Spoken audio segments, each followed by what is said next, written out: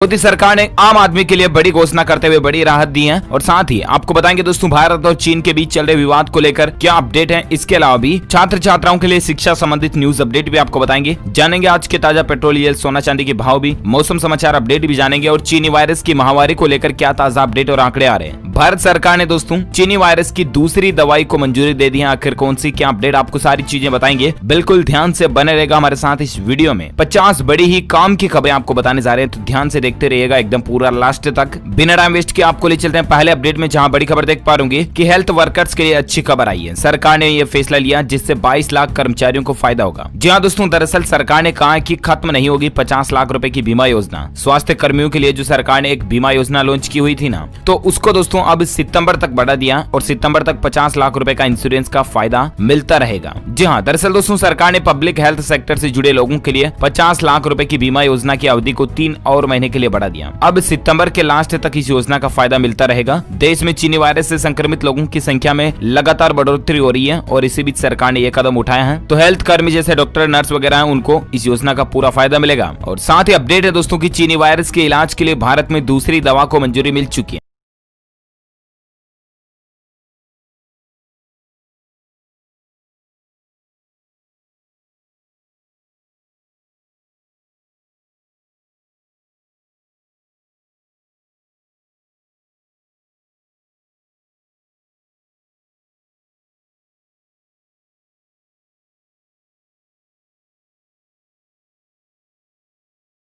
को सरकार ने मंजूरी दी, उसके बाद अब दूसरी दवा को भी मिल चुकी है। हेटेरो कंपनी पेश करेगी एक इंजेक्शन जिससे कि इस वायरस का इलाज किया जा सकेगा। डीसीजीआई ने फार्मा कंपनी हेटेरो को भी चीनी वायरस इलाज के लिए वायरल रोधी रेमडेसिविर पेश करने की अनुमति दे दी है, तो बहुत जल्दी ये दवा भी अवेलेबल हो जाएगी। और साथ ही अपडेट है दोस्तों की नेपाल को भारत से पंगा लेना महंगा पड़ गया। अब 1 किलो नमक के लिए भी इतने रुपए चुका रहा। जी हाँ दोस्तों, हाल ही में भारत और नेपाल के बीच सीमा विवाद को लेकर कुछ मसला बना था, राइट। उसके बाद नेपाल में नमक बहुत ज्यादा महंगा हो चुका है, तकरीबन 60 रुपए प्रति किलो तक नमक चला गया और इसके बाद वहीं के लोग वहीं की सरकार को कोस रहे हैं। खैर जैसी करनी वैसी भरनी तो होगी ही। साथ ही अपडेट है दोस्तों की चीन की करारी हार को लेकर आप देख सकते हैं अंतर्राष्ट्रीय स्तर पर भी चीन का एक अहम दर्जा छिन गया। जहां चीन की कम्युनिस्ट पार्टी सीसीपी यूरोपीय संघ चीन को बाजार आधारित अर्थव्यवस्था स्वीकार करने का दबाव बना रही थी। चीन जो है वो वर्ल्ड ट्रेड ऑर्गेनाइजेशन यानी कि WTO में ये मामला हार गया और उसका बाजार आधारित अर्थव्यवस्था का दर्जा अब खत्म हो गया। तो चीन को दोस्तों ग्लोबल लेवल पर ये एक बार फिर से हार का सामना करना पड़ा। चलिए साथ ही अपडेट है, नई व्यवस्था देखिए, डेवलप जमीन पर प्लॉट बेचने पर देना होगा GST।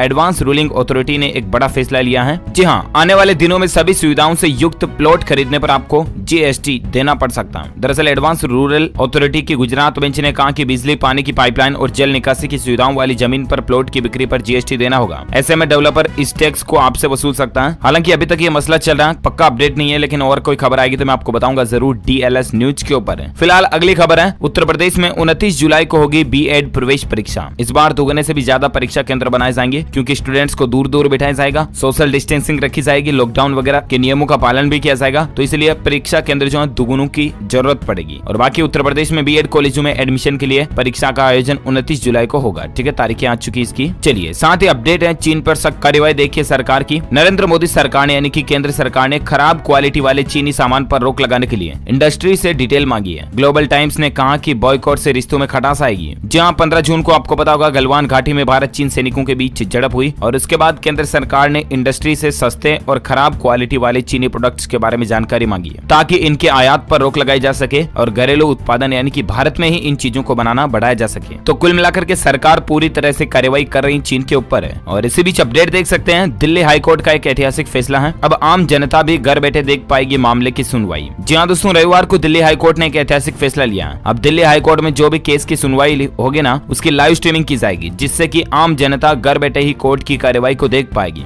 अब आसानी से पता चल जाएगा कि कोर्ट में किस केस पर सुनवाई चल रही है। दिल्ली हाईकोर्ट के आदेश के मुताबिक अब से दिल्ली हाईकोर्ट में वीडियो कॉन्फ्रेंसिंग के जरिए होने वाली सुनवाई को आम जनता के बीच लाइव स्ट्रीमिंग के जरिए भी देखा जा सकेगा। तो ये एक दिल्ली हाईकोर्ट की तरफ से अच्छा फैसला है। और साथ ही अपडेट है दोस्तों की भारत चीन सीमा विवाद के बीच केंद्र सरकार ने बड़ा फैसला लिया है और तीनों सेनाओं के लिए इमरजेंसी फंड जारी कर दिया जिससे कि सेनाएं अपने हथियार वगैरह वगैरह टूल्स औजार खरीद पाएंगी ताकि कभी भी जरूरत पड़े तो इमरजेंसी में काम आएंगे, है ना।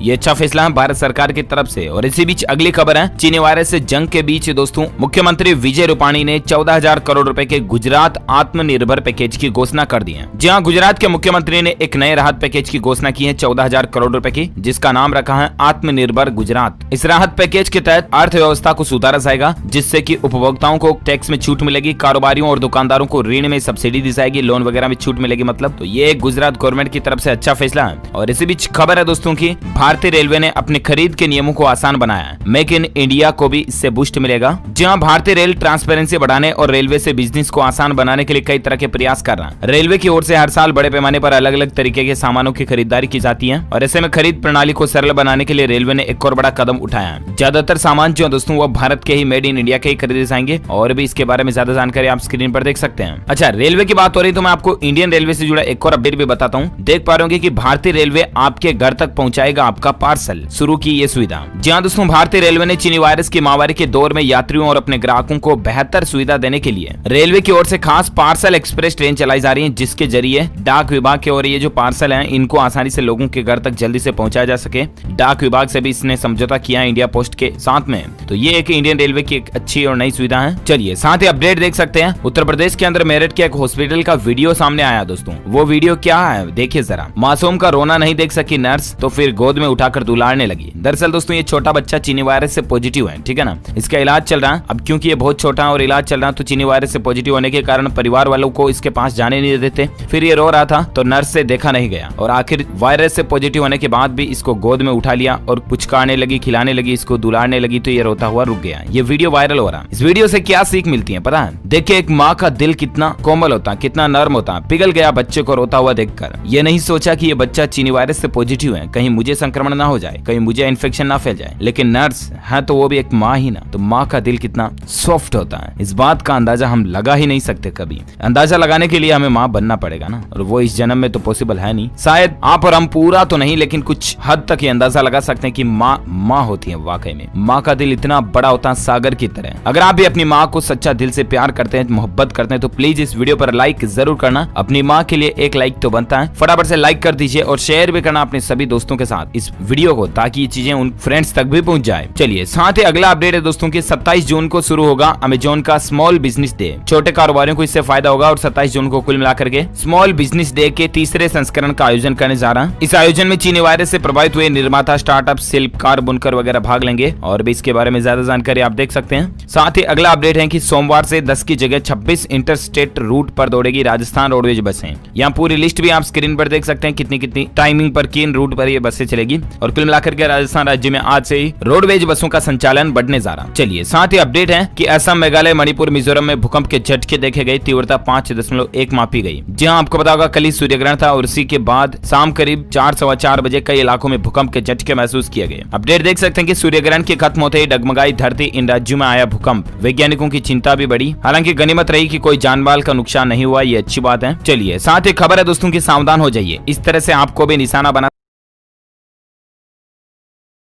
तो दरअसल मैं आपको बता दूं कि अगर आप दिल्ली में अपनी गाड़ी से कहीं जा रहे हैं ना और अचानक आपकी गाड़ी पर बोनट पर धुआं निकलता दिखे तो जरा सावधान हो जाइए, क्योंकि आपके आसपास ठक ठक गैंग के लोग भी हो सकते हैं। दरअसल ये लोग करते कुछ यूं है दोस्तों कि आपकी जो गाड़ी होती है ना, कार, बाइक वगैरह, तो उसके बोनट पर एक तरह का केमिकल लगा देते हैं, जिससे कि आपकी गाड़ी चलने लगती है तो आपके बोनट पर धुआं निकलने लगता है। फिर आप उतर कर देखते हो कि यार गाड़ी में क्या हुआ और गाड़ी को रोक कर, तो उसी बीच आपकी गाड़ी में पड़े सामान को उठा करके ठक ठक गैंग रप्पू चक्कर हो जाता है ना। तो ऐसे कुछ 2 बदमाशों को पकड़ा दिल्ली पुलिस ने। चलिए अब बात करें दोस्तों अगली खबर में आज के मौसम समाचार वेदर न्यूज अपडेट को लेकर बड़ा अपडेट आप देख पाएंगे कि सोमवार को अनेक राज्यों और शहरों में आंधी बारिश की संभावना है। मौसम विभाग की तरफ से दोस्तों ऑरेंज अलर्ट भी जारी किया गया है। जहां दरअसल भारतीय मौसम विज्ञान विभाग ने अगले 2 से 3 दिन तक 22, 23, 24, 25 जून तक पूरे भारत में कई राज्यों में मौसम मानसून के पहुंचने की चेतावनी भी दी है। इसके अलावा बारिश की चेतावनी भी जारी की है। उत्तर भारत में जम्मू कश्मीर, लद्दाख, हिमाचल प्रदेश और उत्तराखंड के कई जगहों में मौसम पहुंच जाएगा 25 जून तक। और एक अपडेट देख सकते हैं कि राजस्थान में 24 जून से शुरू हो सकते हैं झमाझम झमाझम बरसात, 23 को प्री मानसून की उम्मीद है। संपूर्ण भारत के अगले 24 घंटों के मौसम पूर्वानुमान की अगर बात करें दोस्तों, तो आगामी 24 घंटों के दौरान उत्तर प्रदेश, दक्षिण और पूर्वी मध्य प्रदेश, छत्तीसगढ़, तेलंगाना, पश्चिम बंगाल, असम, मेघालय, अरुणाचल प्रदेश, नागालैंड, केरल, तटीय कर्नाटक और सौराष्ट्र व कच्छ के कुछ जगहों में हल्की से मध्यम बारिश होने की उम्मीद है।